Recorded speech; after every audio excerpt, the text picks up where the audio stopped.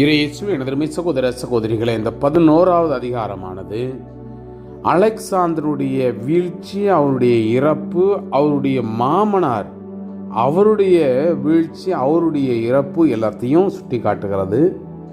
யோனத்தான் இதோ 2வது தீமோத்தேயுடன் எப்பாவது நட்புறவு கொண்டு அவருடைய அன்பை சம்பாதிக்கிறார் என்பதையும், அதன் வழியாக யூதேயாவையும் சமாரியா மற்ற அந்த 3 மாநிலங்களுக்கு வரி விலக்கு கேட்பதையும், அந்த வரி விலக்கை இவன் அவனுக்கு கொடுப்பதையும், அதோடு மட்டுமல்லாமல் பல உதவிகளை யோனத்தான் தீமோத்தேயுவுக்கு உதவி செய்வதையும், அவன் கேட்ட இந்த உதவிகளை கொடுப்பதையும், கடைசியில் யோனத்தான் 6ஆம் அந்தியோக்கோடு கொண்டிருந்த அந்த தொடர்பையும் உறவுகளையும் இந்த அதிகாரம் நமக்கு எடுத்து வைக்கிறது.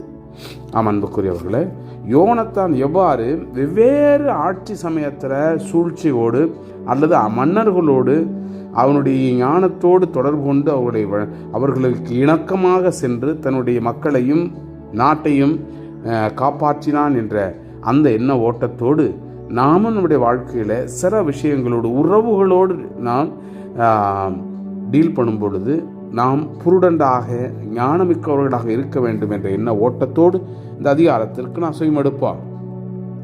எகிப்து மன்னன் கடல் மணல் போல பெரும் படைகளையும் திரளான கப்பல் படையையும் ஒன்று கூட்டினான். அலெக்சாந்தனுடைய நாட்டை வஞ்சகமாக கைப்பற்றி தனது அரசோடு இணைக்க முயன்றான். அமைதியை விரும்புவன் போல சிரியாவுக்கு சென்றான். நகரங்களில் மக்கள் நகர வாயில்களை திறந்து அவனை வரவேற்றார்கள். தாலமி தன் மாமனராய் இருந்ததால் அவனை வரவேற்கும்படி மன்னன் அலெக்சாந்தர் அவர்களுக்கு கட்டளையிட்டிருந்தான். நகரங்களில் தாலமி நுழைந்த பொழுது ஒவ்வொரு நகரிலும் காவல் படையை நிறுவினான். அவன் ஆசோத்தை நெருங்கிய போது தீக்கிரையாக்கப்பட்ட தாக்கோன் கோவிலையும் தரைமட்டமாக்கப்பட்ட ஆசோத்து நகரையும் அதன் புற பகுதிகளையும் சிதறி கிடந்த அந்த பிணங்களையும் போரில் யோனத்தான் தீயிட்டு கருகியாக்கிய அந்த பிணங்களையும் மக்கள் அவனுக்கு காட்டினார்கள். ஏனென்றால் அவன் சென்ற வழியில்தான் அவை குவிக்கப்பட்டிருந்தன. யோனத்தான் மீது பழி சுமத்தும் பொருட்டு அவர் செய்து வந்ததை மக்கள் மன்னருக்கு எடுத்துரைத்தார்கள். ஆனால் மன்னன் பேசாதிருந்தான்.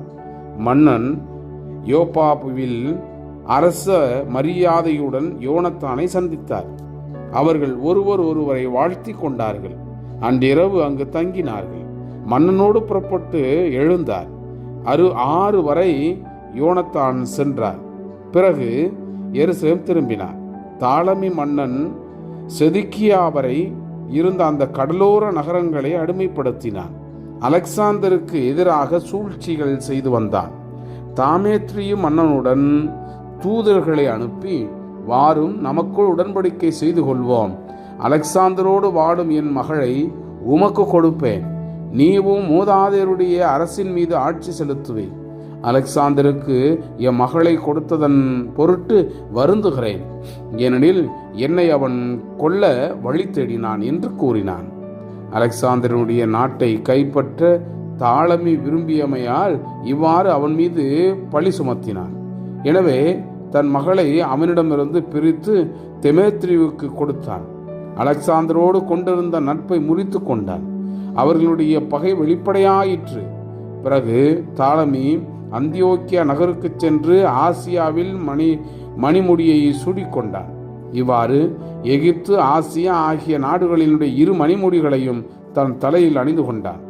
அப்பொழுது மன்னன் அலெக்சாந்தர் சிலிசியாவில் இருந்தான். ஏனென்றால் அப்பகுதி மக்கள் கிளர்ச்சியில் ஈடுபட்டிருந்தார்கள்.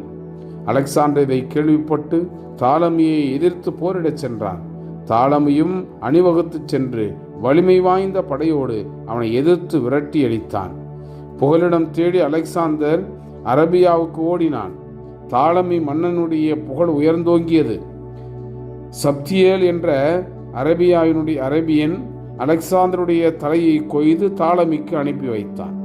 3 நாட்களுக்கு பிறகு தாலமி மன்னனும் இறந்தான். கோட்டைக்குள் இருந்த அவனுடைய வீரர்கள், கோட்டை வாழ் மக்கள் கொல்லப்பட்டார்கள்.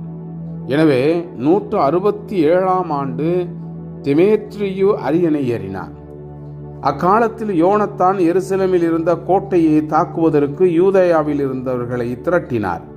அதற்கு எதிராக பயன்படுத்த படை பொறிகளையும் பெருமளவில் செய்தார். நெறிக்கட்டவர்களுக்கும் தங்கள் இனத்தாரையே புகைத்தவர்களுக்குமான அந்த சில மனிதர்கள் தெமேத்திரியு மன்னனிடம் சென்று கோட்டையை யோனத்தான் முற்றுகையிட்டிருப்பதாக அறிவித்தார்கள். ஆனால் அவன் இதை கேட்டு சினம் கொண்டான். உடனே புறப்பட்டு தாலமாய் நகருக்கு சென்றான். யோனத்தான் கோட்டையை தொடர்ந்து முற்றுகையிடுவதை விடுத்து விரைவில் தாலமாய்க்கு வந்து தன்னை சந்தித்து பேசும்படி அவருக்கு எழுதினான். இதை அறிந்த யோனத்தான் கோட்டையை தொடர்ந்து முற்றுகை விடுமாறு கட்டளையிட்டார். இஸ்ரேலில் மூப்பர்கள் சிலரையும் குருக்கள் சிலரையும் தேர்ந்து கொண்டார். தம் உயிரையே பணயம் வைத்து பொன் வெள்ளி ஆடைகள் இன்னும் பல அன்பளிப்புகளை எடுத்துக்கொண்டு தாலமாயில் இருந்த தெமேத்திரியு மன்னனிடம் சென்றார். அவனது நல்ல எண்ணத்தை பெற்றார். அவனுடைய இனத்தாருக்குள் நெறிகெட்டவர்கள் சிலர் அவர் மீது குற்றம் சாட்டிய வண்ணம் இருந்தனர். எனினும் மன்னன் தனக்கு முன்னிருந்தவர்கள் செய்த வண்ணம் யோனத்தானுக்கு செய்து தன் நண்பர்கள் அனைவர் முன்பாகவும் அவரை மேன்மைப்படுத்தினான். தலைமை குரு பீடத்தையும் முன்பு அவர் பெற்றிருந்த மற்ற பெருமைகளையும் அவருக்கு உறுதிப்படுத்தி அவரை தன் முக்கிய நண்பர்கள் ஒருவராக்கி கொண்டான். யூதேயாவையும் சமாரியாவில் 3 மாநிலங்களையும் வரி செலுத்துதலினின்று விளக்கும்படி மன்னனை யோனத்தான் கேட்டுக்கொண்டார். அதற்கு பதிலாக 12 டன் வெள்ளி கொடுப்பதாக உறுதியளித்தார். மன்னன் அதற்கு இசைந்து அவை எல்லாவற்றையும் உறுதிப்படுத்தி யோனத்தானுக்கு எழுதிய மடல் பின்வருமாறு: தெமேத்திரி மன்னர் தம் சகோதரரான யோனத்தானுக்கு யூதா இனத்தாருக்கும் வாழ்த்து கூறி எழுதுவது: உங்களை பற்றி எம் உறவினர் இஸ்ரேல்களுக்கு நாம் எழுதிய மடலின் நகல் ஒன்றை உங்களுக்கு அனுப்பி வைக்கிறோம். இதனால் அதில் உள்ளதை நீங்களும் அறிந்து கொள்ளலாம். தெமேத்திரியு மன்னர் தம் தந்தை லாஸ்தேனுக்கு வாழ்த்தி கூறி எழுதுவது: எம் நண்பர்களும் எம்பால் தாங்கள் கொண்டுள்ள அந்த கடமைகளை நிறைவேற்றுகிறவர்களுமான யூதா இனத்தார் எம்மட்டில் நல்லெண்ணம் கொண்டிருந்ததால் அவர்களுக்கு நம்மை நன்மை செய்ய நாம் முடிவு செய்துள்ளோம். ஆதலால் யூதேயா நாடும் சமாரியாவினின்று பிரிந்து யூதேயாவில் இணைந்து அபைராமா, லீதா, இரத்தாமின் ஆகிய 3 மாநிலங்களும் அவற்றை சேர்ந்த அனைத்தும் அவர்களுக்கு சொந்தம் என உறுதிப்படுத்துகிறோம்.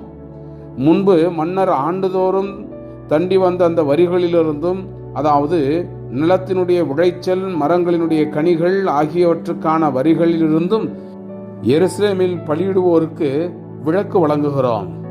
எமக்கு சேர வேண்டிய 10 பங்கு உப்பு வரி, அரசுக்குரிய அந்த சிறப்பு வரி, மற்ற வரிகள் ஆகிய அனைத்திலுமிருந்தும் இது முதல் விலக்கு வழங்குகிறோம். வழங்கப்பட்ட வரி சலுகைகளில் ஒன்று கூட இன்று முதல் என்றும் திரும்ப பெறப்பட மாட்டாது. ஆகவே இப்போது இந்த மடலின் நகல் ஒன்றை எடுத்து யோனத்தானுக்கு கொடுத்து திருமலையில் அனைவரும் காணக்கூடிய இடத்தில் அதை வைக்க செய்யும். தன் ஆட்சியில் நாடு அமைதியாக இருப்பதையும் எவரும் தன்னை எதிர்க்காதிருப்பதையும் தெமேத்திரியு மன்னன் கண்டு பிரவீணத்தாரினுடைய தீவுகளிலிருந்து தான் திரட்டியிருந்த அந்நிய படைகளை தவிர தன் படைவீரர் அனைவரையும் அவரவர் இடத்திற்கு அனுப்பினான். இவ்வாறு செய்ததால் அவனுக்கு முன்னிருந்தவர்களுடைய படையுள் யாவும் அவனை பகைத்தன. முன்னர் அலெக்சாந்தனுடைய ஆதரவாளர்கள் ஒருவனாய் இருந்த திரிப்போ படைகள் அனைத்தும் தெமேத்திரி மீது முறையிடுவதை கண்டான். எனவே அவன் அலெக்சாந்தனுடைய இளைய மகனாகிய அந்தியோக்குவை வளர்த்து வந்த அரபியனான யுமால்குவிடம் சென்றான். அந்தியோக்கு தன் தந்தைக்கு பதிலாய் ஆட்சி செய்வதற்கு அவனை தன்னிடம் ஒப்படைக்கும்படி இமால்குவை திரிப்போ வருத்தி கேட்டுக்கொண்டான். தெமேத்திரியு செய்த யாவற்றையும் படைகள் அவன் மீது கொண்டிருந்த அந்த வெறுப்பையும் எடுத்து கூறினான். பல நாள் அவ்விடத்தில் தங்கியிருந்தான். எருசலேம் கோட்டையிலும் மற்ற அரண்மனைகளிலும் இருந்த அந்த வீரர்கள் இஸ்ரேலுக்கு எதிராக போர் புரிந்த வண்ணம் இருந்ததால் அவர்களை திரும்ப அழைத்து கொள்ளும்படி தெமேத்திரியு மன்னனை கேட்டுக்கொள்ள யோனத்தான் ஆள் அனுப்பினான். தெமேத்திரியு யோனத்தானுக்கு அனுப்பி வைத்த செய்தி பின்வருமாறு: உமக்கும் இனத்தாருக்கும் நான் செய்யப்போவது இது மட்டுமன்று. வாய்ப்பு கிடைக்கும் போது உம்மையும் இனத்தாரையும் மிகவும் பெருமைப்படுத்துவேன். இப்போது என் படைகள் யாவும் கிளர்ச்சி செய்து வருவதால் எனக்காக போரிட ஆட்களை அனுப்புமாறு உம்மை வேண்டிக் கொள்கிறேன். ஆகவே யோனத்தான் வலிமை வாய்ந்த படை வீரர்கள் 3000 பேரை அந்தியோக்கிய நகருக்கு அனுப்பினார். அவர்கள் மன்னனிடம் சேர்ந்ததும் அவர்களுடைய வரவால் அவன் மகிழ்ச்சி கொண்டான். ஏனெனில் நகர மக்களுள் 1,20,000 பேர் நகரினுடைய நடுவில் ஒன்று கூடி மன்னனை கொலை செய்ய திட்டமிட்டிருந்தனர். ஆனால் மன்னர் அரண்மனைக்குள் ஓடி ஒளிந்து கொண்டான். நகரினுடைய இருந்தவர்கள் முக்கிய தெருக்களை கைப்பற்றி போரிடத் தொடங்கினார்கள். ஆகவே மன்னன் யூதர்களை தன் உதவிக்கு அழைத்ததன் உடனே அவர்கள் அனைவரும் அணிதிரண்டு அவனிடம் சென்றார்கள். பிறகு நகரெங்கும் பிரிந்து சென்று அன்று ஏறத்தாழ 1,00,000 பேரை கொன்றார்கள்.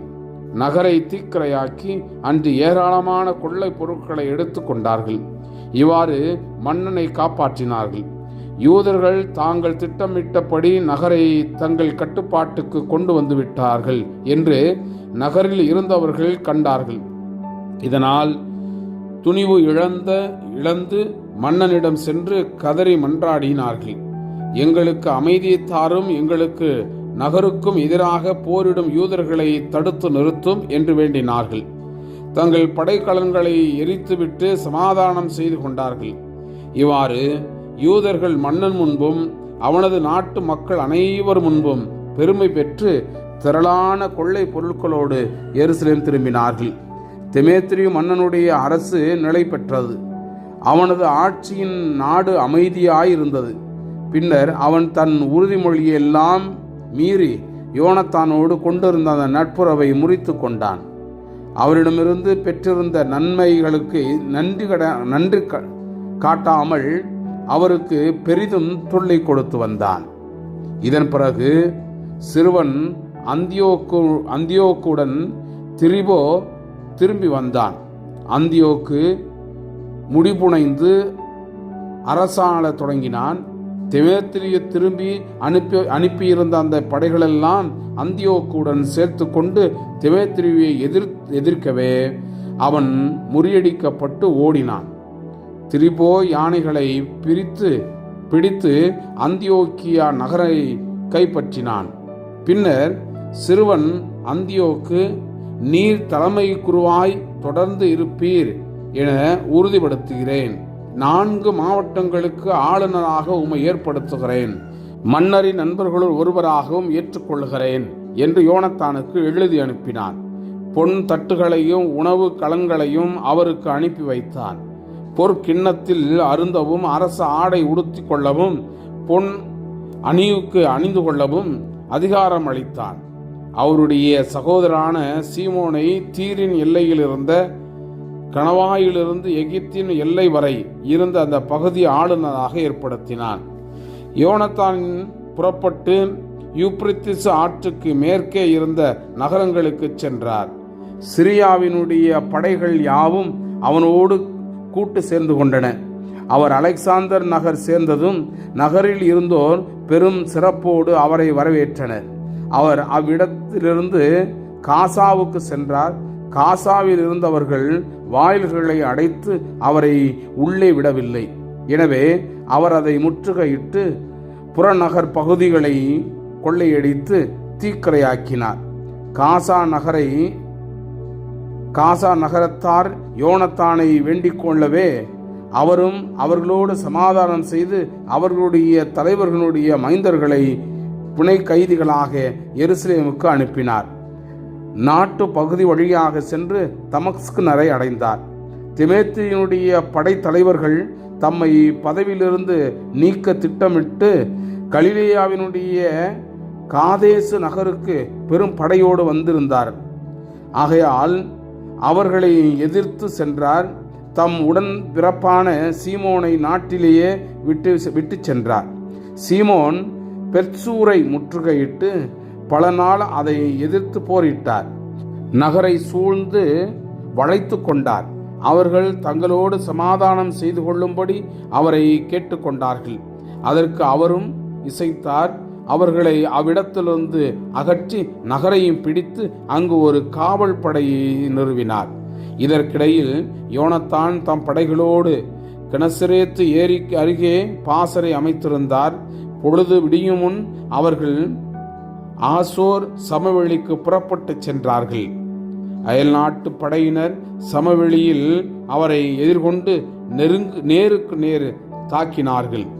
அவரை தாக்குவதற்காக பதுங்கி பாயும் படை ஒன்றை மலையில் விட்டு வைத்திருந்தார்கள். பதுங்கியிருந்தவர்கள் தங்கள் இடங்களிலிருந்து எழுந்து வந்து போரில் கலந்து கொண்டார்கள். யோனத்தானுடன் இருந்தவர்கள் எல்லாரும் ஓடிப்போனார்கள். அப்லோமின் மகன் மத்தத்தியா, கால்பியினுடைய மகன் யூதா ஆகிய படைத்தலைவர்களை தவிர வேறு ஒருவரும் அங்கு இல்லை.